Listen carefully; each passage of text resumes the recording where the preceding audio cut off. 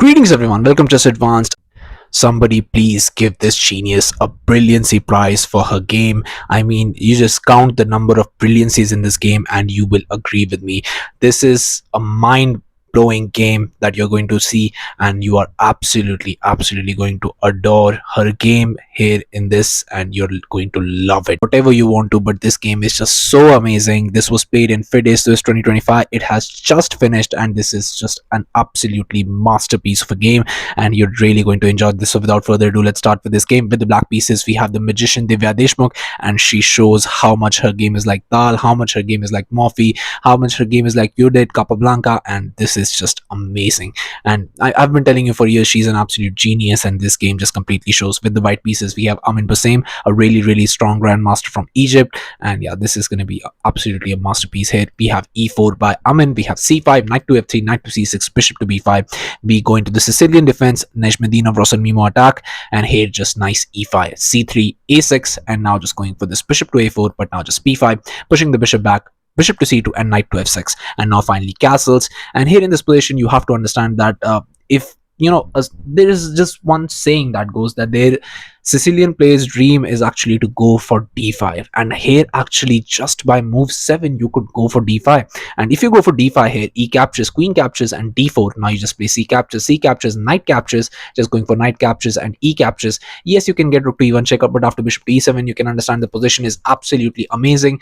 And I mean, you already have so much space. These pieces are just so badly placed, and you have to understand that the position is going to be turn out to actually in your favor. But here after castles, we have bishop to e7 by Divya. I don't think this was preparation. I think she really missed the move d5, but again, I could be wrong. But sometimes, you know, there is this thing that you actually, if you want to win, there are many top players that does this, even that if actually you want to win, you want to actually entice that feeling in your opponent that they have to actually play with a little bit advantage, so they push for a win, and when they immediately just make a mistake, you just actually pounce on them and actually win the game. This is a very nice psychological strategy, and I think this could be what's happening here, because she gives her opponent a little bit of an edge here. Just d4, immediately going for it, and now white's position is absolutely very nice, amazing, because now even d5 is coming, but here d6, and now just going for d5, and knight to a5 now, b3, but just castles. And you have to understand this kind of position. When you see a setup like this is actually a rouleau pace kind of setup where you actually go for knight to a5. But the problem with this setup is basically that already b3 has been played. In that setup, what happens is after you play knight to a5, your queen is on c7, and also the fact that knight can be maneuvered via c4 to b6. So knight has some squares, you can actually remaneuver it back to d7, get the bishop to fianchetto, and yes, your position would be absolutely spectacular. I wish I could show you this, but I don't want to spoil the flow of this game, because you're absolutely going to adore this one. Hey, h3 was played by Amin, and bishop to d7, but now just comes this bishop to e3 and knight to e8 now. A very nice move by Divya, saying that, you know, I'm just going, maybe if you are not here to push, I'm just going to be pushing f5, and yeah, my position is going to be absolutely amazing. And the best move in this position for Amin is, you have to understand, queen to e2, and it looks a little bit weird because your knight is still not in the game. I mean, your rooks are not connected. Why would you want to go queen to e2? What is this even doing? The idea is that once if f5 ever comes, e captures, bishop captures, and once you trade the bishops as well, knight bd2, and your knights are connected, your rooks are connected. Yes, there is some tension, but other than that, this knight is out of the game for a moment, and your position would be really nice if you push forward with it. So that was the idea, and your development is very nice. You're actually, if in a literal sense, 2 tempo up, and that's why the engine is giving a 1.3 evaluation. But other than that, it's not so much. You don't have materialistic advantage, but you have positional advantage. So here after knight to e8, he doesn't go for it. He first goes for knight bd2, which is a natural move, and also the second best move recommended by the engine. But here after knight to b7, now we have b4 with the idea that now, I mean, if you push, this bishop becomes very strong. Also, I don't think so you would want to push. I think if you trade, then rook can join in the fun, and you can actually have this file for yourself. And that's exactly what Divya goes for. She goes for c captures. We have c captures, g6 now, and now just going for a4 with the idea that, you know, you want to maybe open up this file, and maybe your pieces can occupy this file, and it's going to be absolutely amazing. But Divya in this position, the idea of g6 was always to go for this. The idea is f5, because now you want to attack towards the king side, and that's exactly what she wants. We have E captures on f5, G captures, and yeah, this is absolutely amazing. And now here Amin goes for a5, but a5 is not a good move and takes away all of his advantage which was previously there, because now the best move in this position you have to understand is a captures, and after a captures you have to open file, and here after rook captures, queen captures, you play queen to b1, and there is some pressure here. Your bishop pair is already active. All you have to do is maybe play a prophylactic move, get the rook into the game, and your position is absolutely amazing. You don't have to try a bit too hard enough in this position. But here a5 just takes all of your advantages away, and now bishop to f6 was played by Divya with the idea that somewhere along the line maybe this bishop is going to jump in. You can block with the knight as well. Everything will be defended and everything will be okay. But you have to understand that after going for the those trades in the center, which you did after e captures, you have given a lot of space in the center to black, and that's not something you want to do. But here just comes rook to a3, and now here king to h8, a very nice prophylactic move. And I think, now we are actually keeping the score of brilliant moves. So this is brilliant move number one for Divya, because now here rook file becomes open to attack. Bishop is already here and queen can get into the game, and this is going to be very, very difficult. If a move like f4 comes, if somewhere along the line you push e4, there's going to be very, very difficult chances for you to defend here in this position, because I can just double up, I can get slowly the knight into the game as well. The bishop pair are already doing a very nice thing, and once I push those pawns, that's going to be fully operational and it's going to be very much difficult. Here we have rook to e1, but now just comes knight to g7, knight to f1, now trying to go off and set that knight up for a defense. But here just rook to c8, and we have knight to g3, queen to e8. Finally, just queen to e8, such a beautiful move, because now queen to e8 with the idea that queen is going to get to g6, where it will always be eyeing the king. You can push those pawns and it's going to be absolutely amazing. And also the idea is you can also push f4 now, because your pieces would be in a very nice fork with the pawn, and now you don't have bishop to b3 to get you out of it as well. So that's absolutely important. And here in this position, I think Amin panicked a little bit, because now you have to understand that there is no way you can actually play the fork, because there's always going to be a way for you to actually attack the king. And the best move in this position would have been is actually queen to d2. Yes, sacrificing the piece, because now here once f4 is played, you play bishop captures, and after this captures you just capture with the queen. And then you have to understand that your attack is happening a bit too fast. Bishop is already eyeing this. You have two knights, you also have a rook on the third rank, you can get the rook into the attack as well. Your position would be absolutely spectacular. But you cannot actually blame someone for actually trying to sacrifice a piece. That's that attacking tendency, that sacrificial tendency, that like masterpiece creation tendency, and all of that brilliancies comes from within. And if it doesn't come naturally, you're not going to be able to find it after all the calculations, because you would need a lot of time to calculate all the lines. But here in this position, bishop to h6 was played, and trying to just get out of all of those things. But now there was a very beautiful move that Divya had in this position, which was queen to g6. Queen to g6 with the same idea that we have been discussing so far, and now that also comes with the tempo on the bishop, so you have to get rid of the bishop. So I will have the bishop pair, my queen will be already here, rook can join in the party, and this is a beautiful position to have, because now you have to go bishop captures, and I won't capture with the bishop, I'll capture with the king, because now rook can get into the game, king can move away, and yeah, position is amazing for me. And here in this position, after bishop to h6, Divya goes for queen to f7. Queen to f7 with the idea that I think this is the second best move recommended by the engine. I think queen to g6, queen to f7 doesn't make that much sense, doesn't make that much difference. That's what I was trying to say, because there is not much difference that you can have. But queen to g6 was much better, because once the attack comes, it's going to be very, very difficult to stop it. But hey, knight to g5 now, and knight to g5 is a move. It seems like it's you want to trade more pieces, because your position is not that good, and if you allow it, it's going to be very, very difficult. And Divya was like some 30 seconds on the clock. She had to go for a move here. Again, queen to g6 is the best move in this position, but you have to see it all the way. The idea here is that if you go for queen to g6 now, there is bishop captures, and the problem with this is that now once you play bishop captures, knight jumps in, bishop captures, pawn captures, and after queen captures, this looks really, really good, because you have like amazing center. And I mean, you would want to actually go for a position, you would want to have this position, but the problem is it's still a draw. And it's a draw because of a very simple reason, that now you've lost the bishop pair. Yes, you have the center, and you would have amazing advantage for that.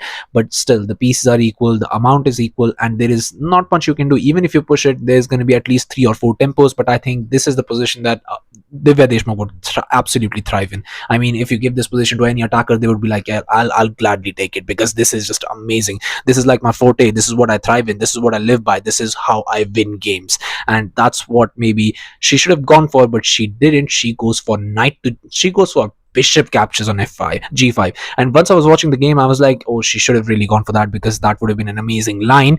But now once she goes for it, I am really, really glad that she did, because what she has created out of it is nothing short of an absolute immortal. Because here, just bishop captures, we have f4, knight to e4 now, and it looks a lot scary. And once I was seeing this position, she was very much down on the clock. She had 30 seconds again. Now you have to reach time control, and you're on move. I mean, so it's you don't have that much time here. I think she had 4 minutes or something here. But again, you have to make a lot of moves to be able to reach time control, and she played the absolute best one to be able to survive this. Now she played bishop to f5, and once you look at this position, I thought that maybe she would have some trouble trying to defend this, or maybe trying to attack here even, because all of these pieces are very nicely placed. And but once I saw this, I think Amin was a little bit worried about the fact that he has his bishop on g5. Yes, the knight is defending it currently, but what if it gets trapped? And I think that worry is something that cost him the game, because hey, bishop to f6 was played by Amin, but now just comes queen to g6. This is the best move in this position, and I think with a move like rook to c4, you're just crushing here. You cannot do anything here. Queen to g6 is a good move, but rook to c4, again, really amazing move, because after bishop caps on g4, bishop captain g7, now you get this queen captures g4 now. And here in this position, you can play a really, really nice move, which is this amazing bishop to g6, a move falling back, a move with h5. And yeah, there is immense pressure. You cannot move the knight because your bishop would hang, and your position is just really, really crushing here. But after bishop to f6, here queen to g6, also a really nice move. We have bishop caps on g7, queen captures. I'm still threatening all of this, so you have to be very, very careful. g4, we have rook to c4 now. Finally, she plays rook to c4, and she plays rook to c4 with 30 seconds on the clock. And I was like, she might not find it, but she really did. And once she did, I knew that she was maybe just going to be winning this game, because here just comes king to h2, again as prophylactic move. You always have to go for it, and also it threatens now capturing of this bishop. You have to be careful about that as well. But now just comes bishop to g6. Always, I mean, I told you about this move just one variation ago, and you have to understand the pressure is still on. You have to be careful. Rook to c3 now. Rook to c3 is the blunder that gave everything away, because now I can capture that pawn. And again, Divya is in time trouble. It's so difficult to actually calculate all these lines when you have like 30 seconds or 1 minute on the clock. I know there is a 30 seconds increment with every move, but with 30 seconds, how do you calculate all of this?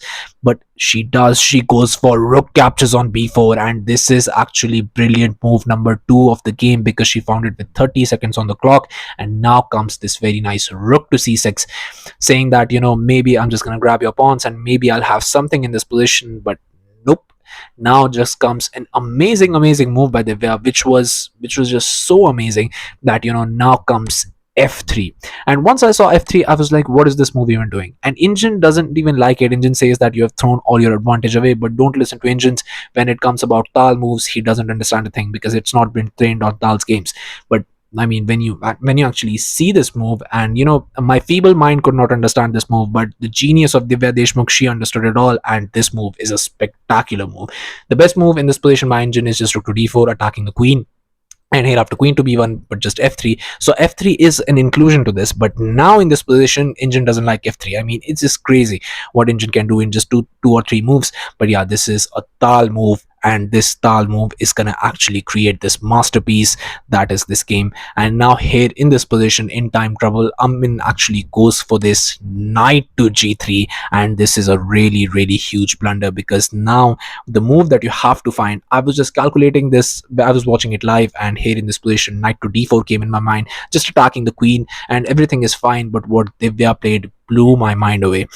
Divya Deshmukh in this position goes for one of the most beautiful games of it all, one of the most beautiful moves of it all. I mean, this is such an amazing move. Definitely a move which gives which could give this game a brilliancy prize. This is amazing. She goes for rook captures on g4, sacrificing an entire rook, saying that you cannot capture it. If you capture it, you're just completely lost. And that's why it gets the double exclamation by the engine, because this is so beautiful. I didn't even see it on the spot. When she played it, I was like, wow, this is genius. And here H captures, and now just comes this queen to h6. And it's not even like Amin was low on time or anything. He had 10 minutes on the clock. He spent 8 minutes and he still captured the rook because he could not see the idea. And that's how good she is in tactics. She has the tactical eyesight of a hawk. When she sees some tactics, she absolutely snatches it, and she's so brilliant in this. She's an absolute genius, because now knight to h5, bishop captures, and here just comes queen to c1. And still, you have to understand, she's playing all of these moves in 30 seconds. Past 10 moves that she has played is in 30 seconds, and she's played them with engine perfection, and more than engine perfection, because rook, when I was actually analyzing this games with engine, rook wasn't even, the engine wasn't even suggesting rook caps on g4. And it's absolutely crazy. And I was on depth 33 or something, and I was like, wow, this is just so amazing. And in this position, Divya, with 30 seconds on the clock, goes for a brilliant move number 5 here, because queen to h6 was number 4 and rook captures on g4 was number 3. To f4, this is a beautiful move because it allows you not to trade queens, and there is no way the king is surviving. That's because of this f3 move. That's what you have to understand. This f3 move started it all. This f3 move is going to be ending it all, because here rook to c8 check was played, king moves, now rook to c7 check, giving away a complete knight in this position. I mean, this is so beautiful. And in this position, Divya Deshmukh goes for brilliant move number 6 in the game, which is bishop to c7, bishop to f7. And now you can understand, now it comes with the check. The check is there, and there is nothing you can do here.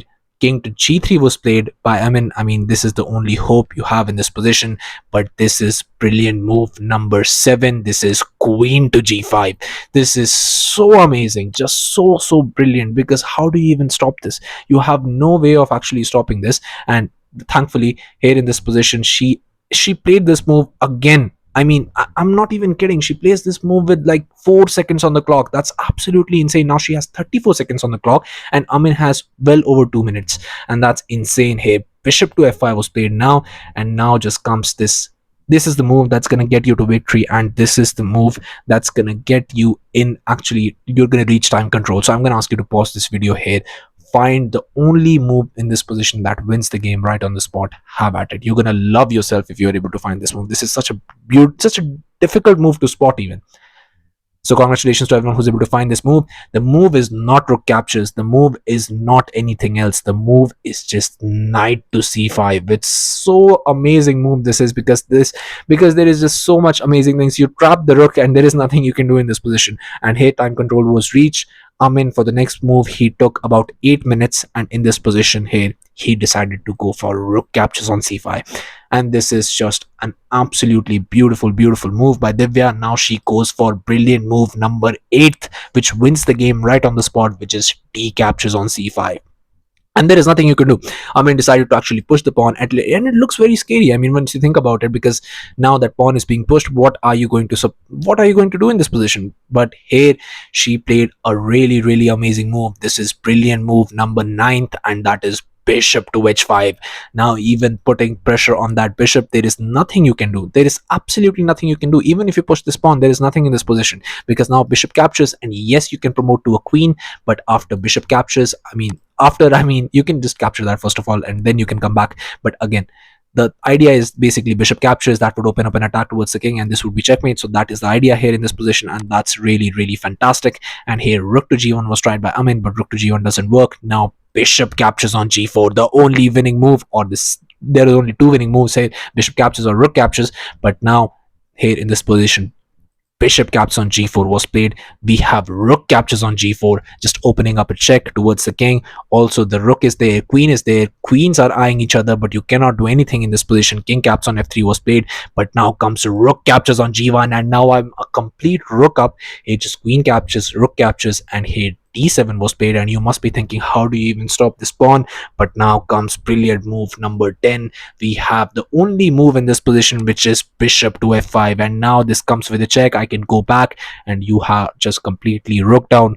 It's completely over, and Divya Deshmukh wins this game, and Amin Bassem resigned the game, and she got this victory in 47 moves, creating this masterpiece with 10 brilliancies. I mean, this is just absolutely amazing. I mean, 10 brilliancies in a single game is just, it's just beyond genius. This, she has been playing, I mean, genius chess all along. We saw in round 1 she drew 2 rounds, and in round 4 she creates this masterpiece against a really strong opponent. And this is, I mean, this is just absolutely magnificent. This is fantastic. You just don't even see 1 or 2 brilliancies in a game. She has actually 10 brilliancies in a single game. Is is mind boggling. And yeah, it's just really, I mean, it's mind blowing, really mind blowing. That is why I decided to cover this game, because I mean, it just surprised me. It it shocked me to my very core that rook captures on g4 sacrifice was one of the best sacrifices I've ever seen. And I mean, she's playing this level of chess at just the age of 19 years old. Can you imagine how amazing she would be once she actually gets a little bit of more experience? And it's safe to say that the chess uh, chess in the hands of these ingenious, beyond genius prodigies is just gonna be rising to a whole new level. And not only that, I think she's gonna get so much glory in chess. She has been playing spectacularly for years and years, and I think now, once she has gotten a lot of experience, gotten a lot of exposure, people are able to see what, how amazing and magnificently she actually plays. And I've been covering her games for a long while now. I've been seeing her games for a long while. I've analyzed a lot of her games, and you know, that just speaks volumes to the way that she has played these games. And she loves these chaotic positions. That's what she actually thrives in. These I mean, really sacrificial type positions. I mean, that's the way that she likes to play chess, and that is her style: aggressive chess, amazing sacrificial chess. And that's why I say that she plays like all of those amazing legends that I named. And I think I can safely say, and you can mark my words here, that you know, she is bound to become a world chess champion. Nothing in this world can stop that, and in a few years you'll see that. And she's gonna make India absolutely proud. So yeah, thank you all for watching. I'll be coming back with games like these, so stay tuned to the channel, stay updated, and I will be seeing you guys very soon. Thank you very much for watching.